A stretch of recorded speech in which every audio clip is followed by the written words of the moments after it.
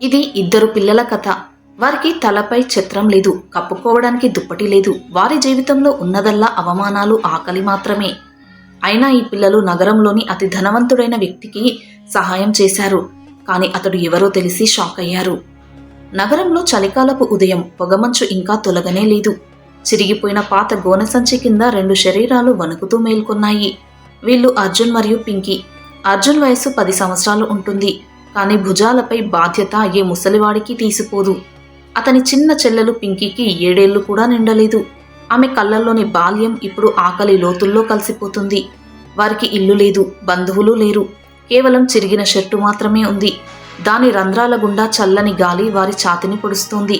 తల్లిదండ్రులు ఎక్కడికి వెళ్లారు, ఎప్పుడు వెళ్లారు, ఏ స్థితిలో వెళ్లారు? ఈ ప్రశ్నలు ఇప్పుడు వారి జ్ఞాపకాల్లోనూ మసకబారాయి. అర్జున్ పింకీ చెయ్యి గట్టిగా పట్టుకుని అన్నాడు, పింకీ, ఇవాళ ధైర్యం వదులుకోకు. నిన్న రాత్రి కూడా ఖాళీ కడుపుతోనే పడుకున్నాం. ఇవాళైనా ఒక పూట భోజనం సంపాదించాలి అని వాళ్ళు నగరంలోని అతిపెద్ద హోటల్ రాయల్ ప్యాలెస్ బయట నిలబడ్డారు. అక్కడి నుంచి వచ్చే వాసనలు వారి కడుపులోని అగ్నిని మరింత రేకెత్తిస్తున్నాయి. అప్పుడే ఒక లగ్జరీ కార్ ఆగింది. ధనవంతుడైన వ్యక్తి తన పిల్లలతో కారు నుంచి దిగాడు. ఆ పిల్లలు ఖరీదైన బట్టలు, షూలు వేసుకుని ఉన్నారు. పింకీ నెమ్మదిగా ముందుకు వెళ్ళింది. ఆమె చేతులు వణుకుతున్నాయి. బాబు, 2 రోజులుగా ఆకలితో ఉన్నాను. దేవుడి పేరుతో 5 రూపాయలు ఇవ్వండి అన్నది. ఆ వ్యక్తి అసహ్యంగా, దూరంగా పో, ఉదయాన్నే 3 చెడగొట్టకు. మీలాంటి బిచ్చగాల పిల్లలు నగరాన్ని మురికిగా చేస్తున్నారు అంటూ పింకీని గట్టిగా తోసేశాడు. పింకీ కాలు జారి రోడ్డు పక్కన ఉన్న మురికి కాలువ నీటిలో పడిపోయింది. చేతులు గాయపడ్డాయి. ముఖంపై బురద అంటుకుంది. ఆమె ఏడవడం మొదలుపెట్టింది. అర్జున్ పరిగెత్తుకొచ్చి ఆమెను లేవనెత్తాడు. చుట్టుపక్కల వాళ్ళు సాయం చేయడానికి బదులు ఆగి తమాషా చూశారు. కొందరు మొబైల్లో వీడియో తీశారు. కొందరు నవ్వారు. ఒక దుకాణదారుడు కేక వేశాడు, ఒరేయ్, ఇక్కడ జనం గుమికూడకూడదు, ముందుకు పో, లేకపోతే పోలీసుని పిలుస్తాను అని. అవమానాలు మింగుతూ ఇద్దరు పార్కు మూలలో కూర్చున్నారు. అర్జున్ తన చిరిగిన షర్టు మూలతో పింకీ ముఖం తుడిచాడు. అతని కళ్ళల్లో నీళ్లు ఉన్నాయి, కానీ ఏడవలేదు. అతడు ఆలోచించాడు, మేము మనుషులం కాదా? మాకు ఆకలి వేయదా? ఎందుకు ప్రజలు మమ్మల్ని చూసి మొహం తిప్పుకుంటారు? మమ్మల్ని తాకితే వ్యాధి వస్తుందన్నట్టు. ఆ నగరంలోని మరోమూల రాఘవేంద్ర అనే పెద్ద వ్యాపారవేత్త తన లగ్జరీ కారులో ముఖ్యమైన ఒప్పందం కోసం బయలుదేరాడు. అతడు కోట్ల ఆస్తికి యజమాని. కానీ ఈరోజు విధికి వేరే పథకం ఉంది. రోడ్డుపై భారీ ట్రాఫిక్ వల్ల అతడు సత్వర మార్గం తీసుకుంటూ ఇరుకైన వీధి గుండా నడవసాగాడు. ఆ గుండెలో ఒక చాణక్యుడైన జేబు దొంగ అతని పర్సు దొంగిలించాడు. ఆ పర్సులో డబ్బు మాత్రమే కాదు, ముఖ్యమైన కార్డులు, ఆ ఒప్పందం పత్రాల చిహ్నాలు కూడా ఉన్నాయి. పర్సు దొంగిలించబడిందని తెలిసినప్పుడు రాఘవేంద్ర కాళ్ల కింద నేల జారిపోయినట్టు అనిపించింది. అతడు భయంతో చుట్టుపక్కల వాళ్ళ దగ్గర సాయం అడిగాడు. ఒక వ్యక్తి దగ్గరికి వెళ్ళి, సార్, నా పర్సు దొంగిలించారు. అందులో ఫ్యాక్టరీ తాళాలు, ముఖ్యమైన పత్రాలు ఉన్నాయి. ఒక ఫోన్ చేయనివ్వండి, మీ ఉపకారం ఎన్నటికీ మర్చిపోను అని. ఆ వ్యక్తి రాఘవేంద్రను పైనుంచి కింది వరకు చూసి, చెమట ధూళితో మురికైన బట్టలు చూసి, కొత్త పద్ధతి కనిపెట్టావా బిచ్చమెత్తడానికి? ఓ ఇక్కడి నుంచి అన్నాడు. రాఘవేంద్ర ఆశ్చర్యపోయాడు. నిన్నటి వరకు ఇతరులకు సాయం చేసేవాడు ఇవాళ రోడ్డుపై అసహాయుడైపోయాడు. ఎవరూ అతనిపై నమ్మకం చూపలేదు. అలసిపోయి చౌరస్తా దగ్గర బెంచీపై తల పట్టుకుని కూర్చున్నాడు. అక్కడే అర్జున్ తన చెల్లెలతో పగిలిన గిన్నె పట్టుకుని రోడ్డు పక్కన కూర్చున్నాడు. రోజు ఎక్కువైంది. ఎండ తీవ్రమైంది. గిన్నెలో కొన్నిసార్లు 2 రూపాయలు, 5 రూపాయలు, చాలాసార్లు ఏమీ లేవు. సాయంత్రం వరకు వాళ్ళ దగ్గర ఉన్న డబ్బు ఒక పొడి చపాతీ కూడా పూర్తిగా కడుపు నింపలేదు. పింకీ నెమ్మదిగా అడిగింది, అన్నయ్య, ఇవాళ భోజనం దొరుకుతుందా అని. అర్జున్ నకిలీ చిరునవ్వుతో, అవును, ఏదో ఒకటి జరుగుతుంది, మనకు తప్పక భోజనం దొరుకుతుంది. కానీ అతనికి తెలుసు, ఇవాళ కూడా ఇద్దరు అర్ధ కడుపుతోనే పడుకోవాలి అని. అప్పుడే విధి ఒక అనూహ్య మలుపు తిరిగింది.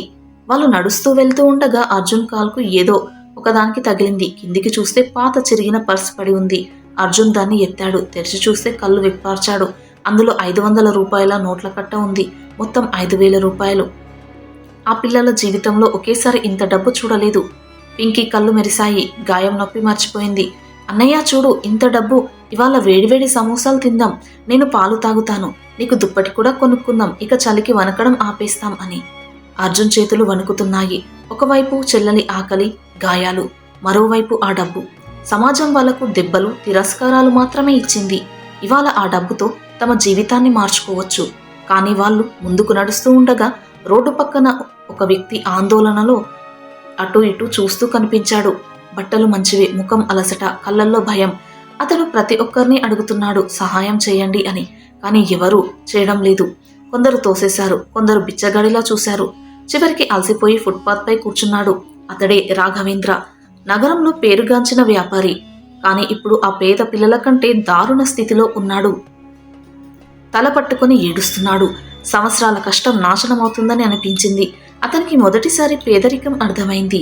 డబ్బు పేదరికం కాదు, మానవత్వం పేదరికం. అర్జున్, పింకీ దూరంగా నిలబడి ఇదంతా చూశారు. వాళ్ళ చేతిలో 5,000 రూపాయలు. దానితో వాళ్ళ జీవితం కొన్ని రోజుల వరకు మెరుగవుతుంది. ఒక చేతిలో డబ్బు, మరో చేతిలో చెల్లెలి వణుకుతున్న చెయ్యి. పింకీ అర్జున్ షర్ట్ లాగి, అన్నయ్య ఏం ఆలోచిస్తున్నావు, పద వెళ్దాం. అక్కడ దుకాణం నుంచి మంచి వాసన వస్తుంది, నాకు చాలా ఆకలిగా ఉంది అంది. అర్జున్ పర్సు వైపు చూసి మళ్ళీ ఏడుస్తున్న ఆ వ్యక్తి వైపు చూశాడు. ఆ వ్యక్తి ఖరీదైన గడియారం చూస్తూ ప్రతి కారును ఆశతో చూస్తున్నాడు. కానీ ఎవరూ ఆగడం లేదు. అర్జున్ గుండె కరిగిపోయింది. తనను తోసినప్పుడు ఎలా అనిపించిందో గుర్తొచ్చింది. పింకీ కళ్ళలోకి చూసి, పింకీ, ఈ డబ్బు మనం ఉంచుకుంటే మన కడుపు నిండుతుంది. కానీ ఈ అంకుల్ది అంతా పోతుందేమో, చూడు ఎంత బాధపడుతున్నారు అన్నాడు. పింకీ చిన్నదైన పేదరికం ఆమెను ముందుగానే పరిపక్వం చేసింది. లోతుగా నిట్టూర్చి విడిచి, అన్నయ్య, నువ్వు సరిగ్గానే అంటున్నావు. మనం రోజు ఆకలితోనే ఉంటాం, ఇవాళ కూడా ఉండవచ్చును. కానీ ఈ అంకుల్ ఏడుస్తున్నారు, వీళ్లకు మనకంటే ఎక్కువ అవసరం ఉందేమో అంది. అర్జున్ ధైర్యం సంపాదించుకుని రాఘవేంద్ర వైపు అడుగులు వేశాడు. మురికి బట్టల్లోని ఆ 2 పిల్లలు అతని దగ్గరికి వచ్చినప్పుడు రాఘవేంద్ర చిరాకుగా, మీకు ఇవ్వడానికి నా దగ్గర ఏమీ లేదు, నేనే అంతా కోల్పోయాను, దయచేసి నన్ను ఒంటరిగా వదిలేయండి అన్నాడు. పేదరికం ఈ పిల్లల నుంచి అంతా లాగేసింది, కానీ మానవత్వాన్ని మాత్రం కాదు. అర్జున్ నిలబడి జేబులో నుంచి పర్సు తీసి, అంకుల్, ఇవాళ మాకు ఈ డబ్బు దొరికింది, మేము భోజనం తినడానికి వెళ్తున్నాం అన్నాడు. రాఘవేంద్ర ఆశ్చర్యంగా అర్జున్ వైపు చూశాడు. అర్జున్ కంపించే గొంతుతో, మీరు ఇది తీసుకోండి, మేము రోజూ ఆకలితోనే ఉంటాం, ఇవాళ కూడా ఉండవచ్చు అంటూ పర్స్ అతని ముందు పెట్టాడు. ఒక్క క్షణం రాఘవేంద్రకి ఏమీ అర్థం కాలేదు. బాబు, నువ్వేం మాట్లాడుతున్నావు అన్నాడు. పింకీ నవ్వుతూ, అంకుల్, మీరు బాధపడకండి, మేము బాగానే ఉన్నాం. ఎప్పుడూ పూర్తి భోజనం తినని పిల్లలు ఇవాళ ఒకరి ఆకలిని తీరుస్తున్నారు. రాఘవేంద్ర చేతులు వణకడం మొదలయ్యాయి. కళ్ళల్లో నుంచి నీళ్లు కారాయి. అతడు అర్జున్ చేతులు పట్టుకుని, బాబు, ఏ పుణ్యం చేసుకున్నానో ఏమో, ఇవాళ మీలాంటి పిల్లలు దొరికారు అన్నాడు. పర్సు తెరిచి 5,000 చూసి స్తంభించిపోయాడు. డబ్బును తిరిగి అర్జున్ వైపు చాచి, లేదు బాబు, నేనిది తీసుకోలేను అన్నాడు. అర్జున్ తల ఊపాడు. అంకుల్, మీరు తీసుకోకపోతే మాకు చెడు అనిపిస్తుంది.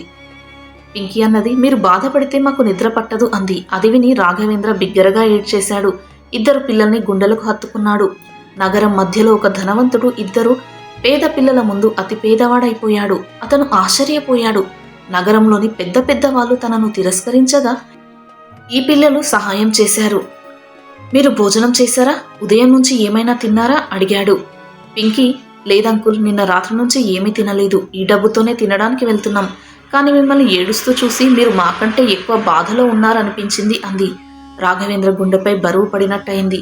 తను ధనవంతుడిగా ఉండడంపై సిగ్గు వేసింది. తను ఎంత చిన్నవాడో, ఈ పిల్లలు ఎంత గొప్పవారో అనిపించింది. కానీ అతనికి సమయం ఆలస్యమైంది. మీటింగ్ సమయం అయిపోతుంది. కానీ పిల్లల్ని ఒంటరిగా వదలలేడు.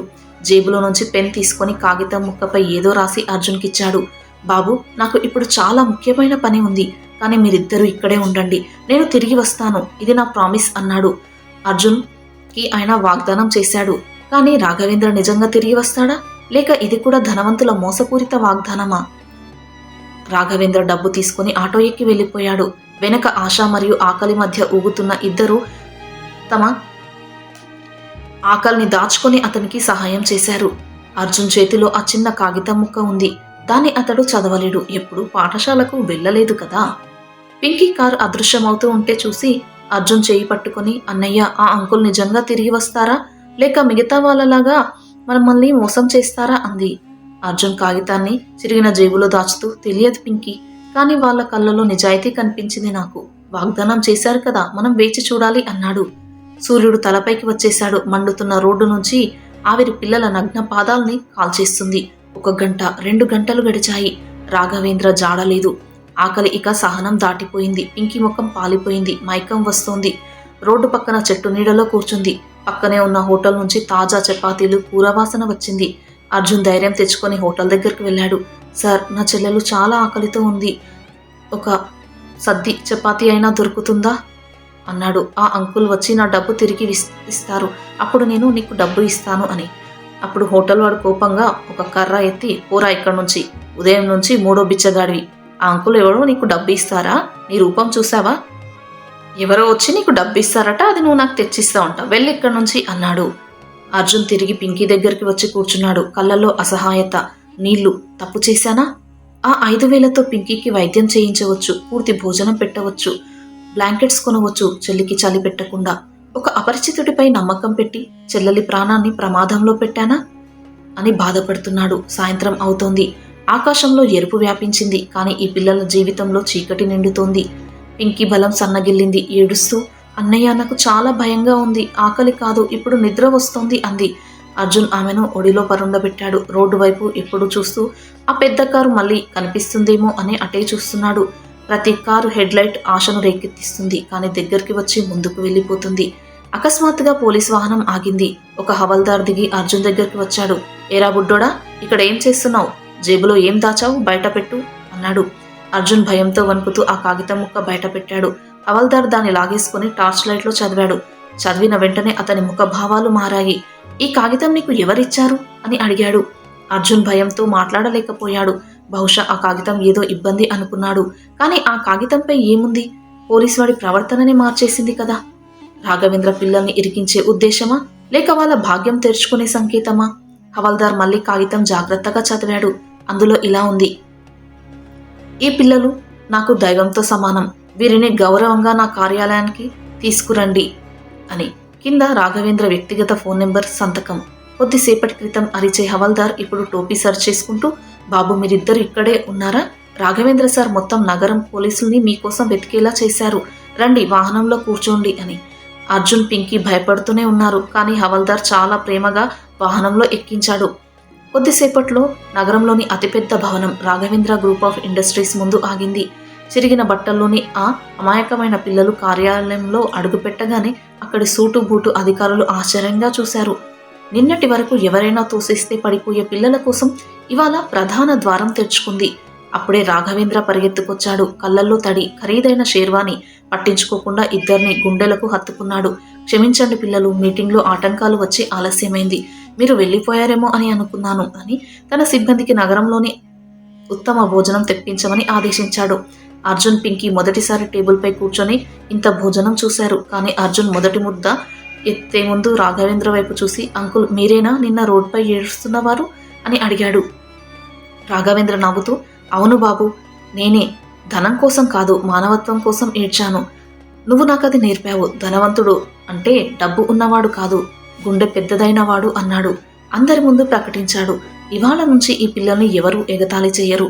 అర్జున్, పింకీ ఇక నా బాధ్యత. వీళ్ళు నగరంలోని ఉత్తమ పాఠశాలలో చదువుతారు, అందమైన ఇంట్లో ఉంటారు.